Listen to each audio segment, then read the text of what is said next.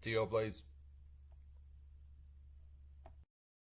Hey there, this is T.O. bringing another Kerbal Space Program video, and this is going to be a new series that I've thought up. I was trying to do something creative and interesting, and I was able to think of something that incorporated a lot of fun ideas that I've had over the years that I've been playing, a couple years I've been playing.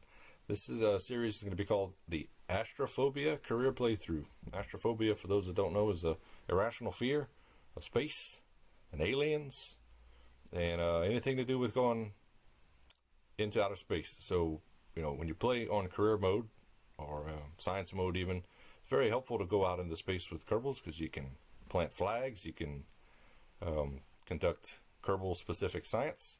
But I thought it would be very challenging to get through the entire tech tree and do so without ever leaving the atmosphere with a Kerbal. So that's the challenge, and that's the name of the playthrough. I can't send any of my Kerbals beyond 70,000 meters. So first couple of missions, you'll see I'll be using the Kerbal to get up to the tippy top of the atmosphere, do some contracts, do some science from up there. But pretty soon I'll run out of things to be able to do with them, and I'll have to stick to probes. So here you see I'm doing a little trick you can do on career mode. For those of you that don't know, there's a lot of science to be discovered around the Space Center. So when you unlock some of the plane parts, you can build a little trike like this, and the front wheel will turn, the back wheels do not turn. So that's why typically a trike is what you go with. But you just load it up with experiments, you put a little engine, and drive around carefully and run the experiments on all throughout the campus. I think in this case, I did not get out and reset any of the experiments. I just included enough of them that I could run them all a few times, because I actually don't even have all the experiments available right now in the tech tree. So I'm not trying to get 100% of the science. I'm just trying to get enough to start unlocking some more parts, because I do want to get into orbit soon. And there you see the wheels just popped off, and that's the end of that mission. So unlocking the tech tree, getting some of the there's more science. So now that I've got an actual science junior unit, I will send Bob, my scientist. And now that I've got an experiment storage unit, I can run those experiments multiple times with Bob. He can reset, and I can collect all the science and put it in the storage unit. So trying to perfect my track design, I realized that front wheel being turned is giving me the jitters. So now that I've straightened it out, I shouldn't be bouncing off the runway. I can run all the science experiments and unlock more in the tech tree. Thought this would be a pretty fun challenge because Kerbals give you the ability to control your craft without any connectivity to the KSC. I turned off all the additional ground stations for this career mode, so once a probe gets too far from the KSC and loses line of sight, depending on the antenna that it has, it's not going to be controllable, or very minimally controllable. I left some of the basic controls just for sanity's sake. You don't have the ability to pre-program functions, so I can't tell the probe, hey, you're going to lose connection to the KSC at this point, but I just want you to go ahead and perform this burn for this many seconds. I don't have that ability, so I do cheat a little and leave some of the basic functionality on, even if I'm not connected to the KSC, but that's very, very minimal functionality. So I'm going to try to build something now, I think, to go to the upper edge of the atmosphere. Again, I can't break 70,000 meters. That's the rule. So I'm going to fly up to the highest limit. I think once you go above 45,000 meters or something, it's considered the upper atmosphere anyway, so I don't need to go all the way up to 70. I think I've also had a little bit of trouble throughout these missions with aerodynamics and getting things perfectly straight. So, yep, now I've got my science junior. I think in this case I was just going to the water to splash down and get some science there. Unlocking a few more parts. It's challenging doing some of the contracts. You can't take tourists into the atmosphere, out of the atmosphere rather. You can't. You also don't get a lot of the science that you usually get, like crew reports and EVA reports. Those are very helpful in boosting your science points and getting new technology unlocked.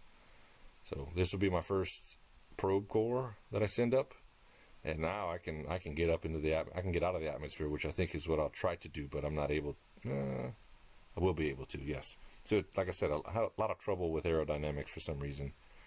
And all I needed to do is get my apoapsis above 70, which is, right in this case, like 78, 79, which is just enough. So I collected some science way up there. I had enough fuel where I can come back down and slow my descent rather. I just touch down nice and soft and recover everything, including the engine. So get all those science points, try to unlock a few more tiers, or a few more things. I think I'll probably go back up into the atmosphere in this next mission and get a little higher above Kerbin. I think the space from about 70,000 meters up to 250,000 meters is considered the space above Kerbin. Anything above that is considered space high above Kerbin. So I got to add a little more fuel, hopefully be a little more aerodynamic, and go a little higher, and I can repeat my science experiments and come back and unlock some more parts. So some other challenges that I'm looking forward to overcoming in this playthrough would be how to properly use the science labs. So a science lab is, I forget the proper name in the game. It's a little 3-story crew quarter where you can fit a scientist and up to one other crew member, so 2 crew members total.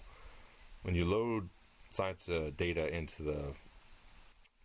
that module, the scientist will convert it and process it further, and you can get more science points. And it takes a lot of in-game time to do it, but you can basically run your experiments twice. You run them once and recover them on Kerbin for the maximum amount of science points, and then you run them a second time and load them into your mobile processing lab, I think is what it might be called, your science lab.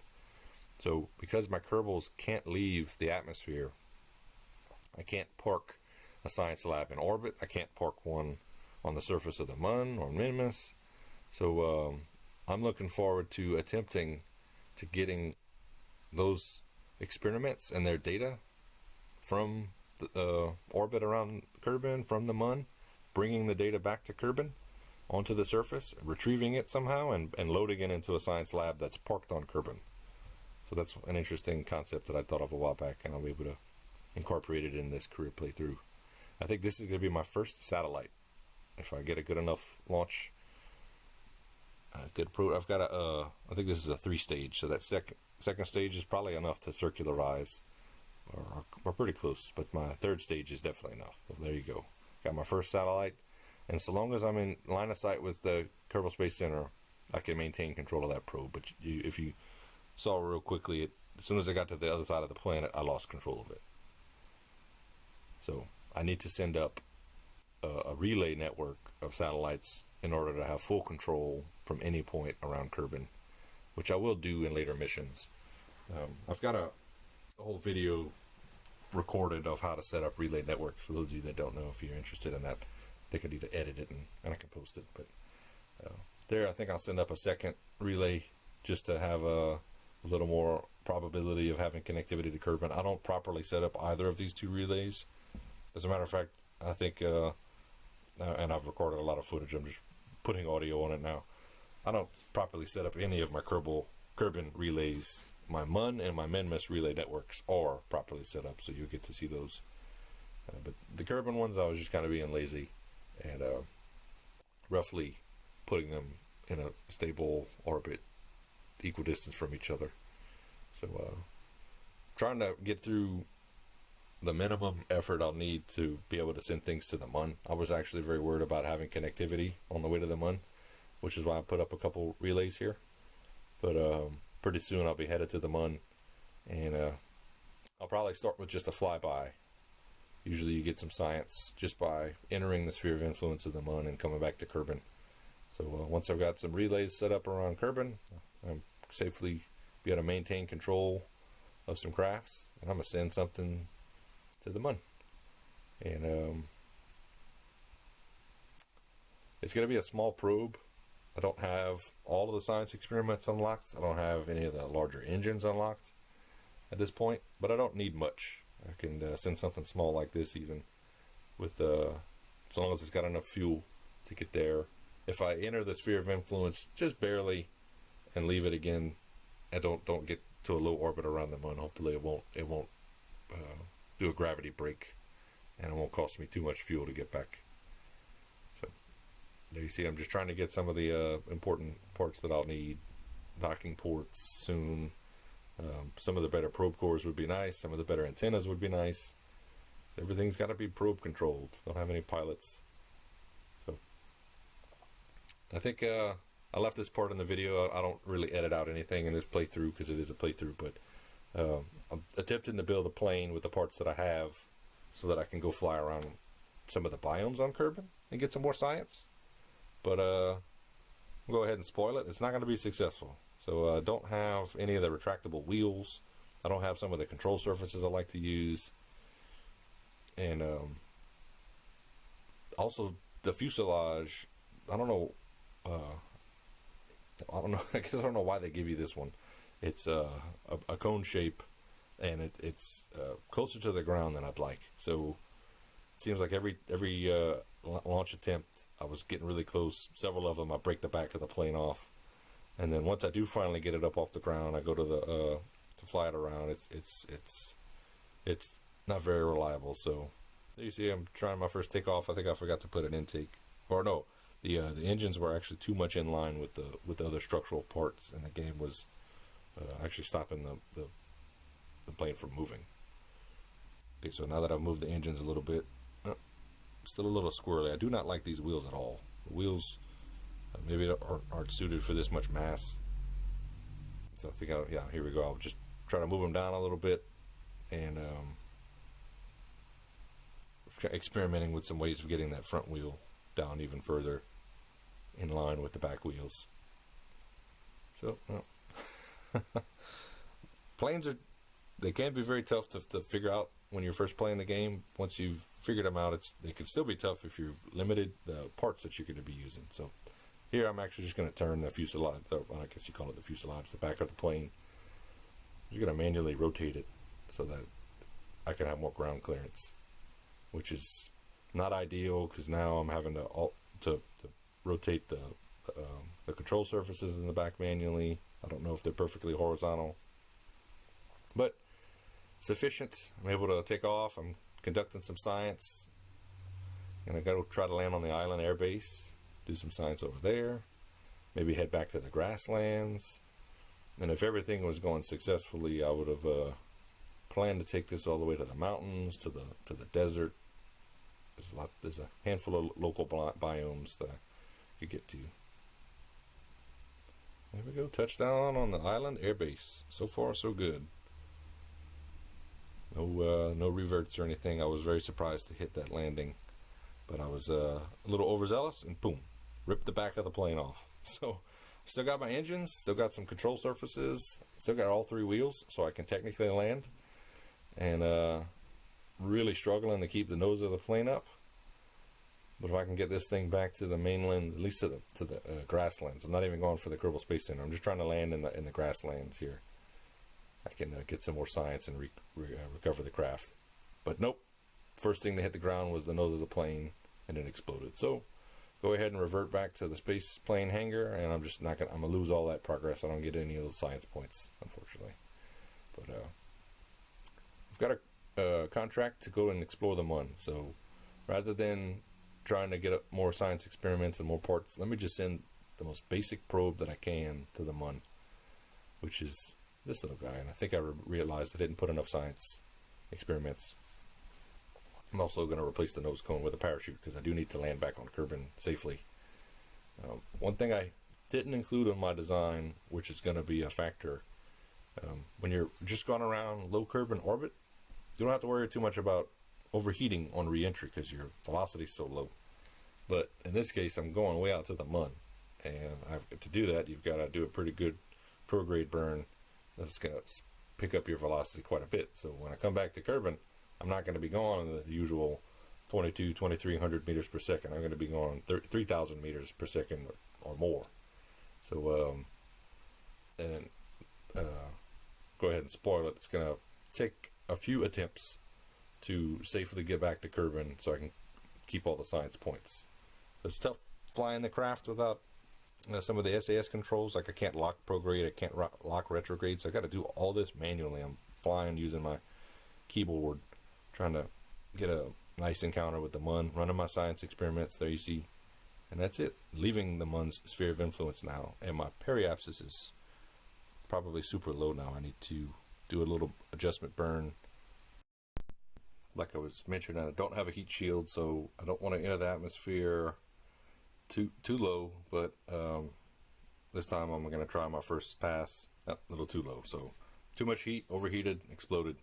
So I'll raise my periapsis so that I'm coming in a little higher in the atmosphere, do a little more aerobraking. And I'll probably bounce off the atmosphere. Oh, exploded. Still not high enough. So I'm going to come in much higher now. Just touch the atmosphere, slow down, leave the atmosphere again. And it'll take me a few passes, but each time I'll slow down just a little bit, and eventually I'll be going hopefully slow enough where the whole thing won't explode. So you can see I've got no control over my probe right now. Again, the relays aren't properly set up, and my antennas aren't fully extended. So I've got control now, so I'm either flying over the KSC or I'm right next to a relay which has connectivity to the KSC.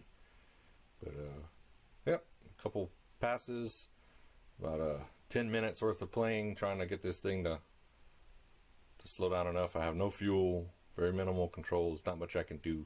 I can change my orientation to either increase or decrease drag. Sometimes it's better to have more of the spacecraft hitting the atmosphere and kind of spreading out the heat, but usually it's better just for the engine to absorb all the heat. Usually the engines are pretty robust.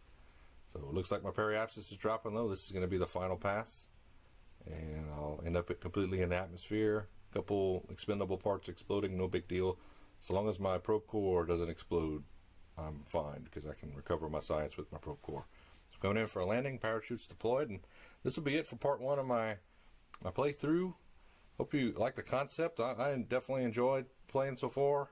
I'm looking forward to some of the other challenges that I'm going to have to face to unlock more of this tech tree and use only probes for the most part, or only probes outside of the atmosphere anyway. So appreciate you tuning in. If you like the video, hit the like button, subscribe if you have not already subscribed, leave a comment, and I hope to see you again soon.